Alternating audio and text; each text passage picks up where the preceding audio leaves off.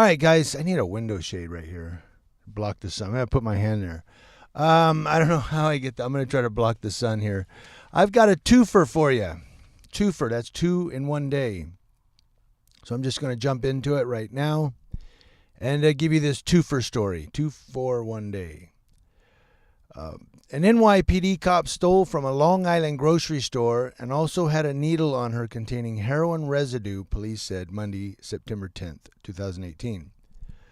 Suffolk County PD cops arrested Officer Tony Puglisi of Franklin Square and charged her with stealing merchandise from a Stop and Shop at 449 Portion Road in Ronkonkoma on August 16th. She was also charged with criminal possession of a controlled substance in the 7th degree for possession of a needle containing heroin residue, police said. She was released on a desk appearance ticket. There's another one of those tickets.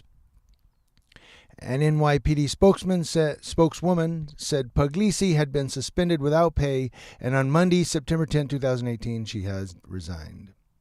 So, it just goes to show that the police aren't without fault. I mean, they are like anyone else. They have their domestic abusers, their drug abusers, anybody else in any occupation. But I say that because I want to say this. I think it's just despicable. If you're going to be a police officer, you have to have it in your mind and in your heart. You're going to live above everyone else on that level. I mean, I know it's pressure. I know you got the monkey on your back, so to speak, but it is what it is. When you're a police officer, you have to be an example to the rest of the society that this is how we obey the law. This is how we live as law-abiding citizens of our communities. Just have to do it. And so many of them do not.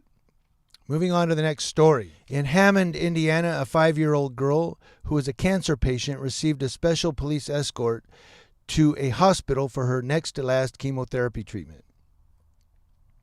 A Hammond police officer escorted the girl, Sammy, the more than 300-mile round trip to Riley Children's Hospital.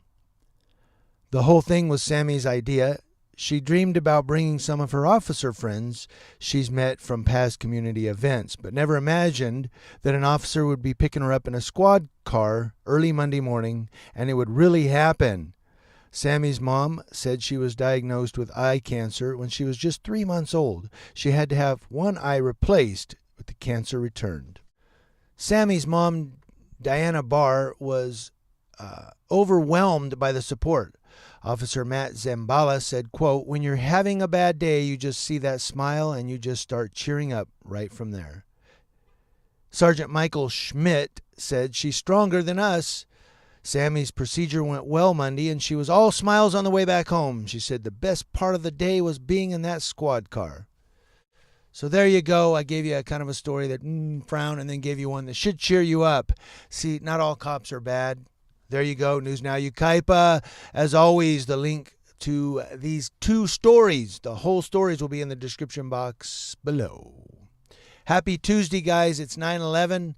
And I wasn't going to jump on the old train and do a 9/11 video, but I will ask you this in the comment section below. Where were you on that fateful day?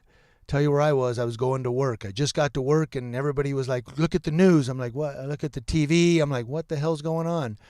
And one of the supervisors walked in and said, "You all are going home." And that's what happened on that day for me.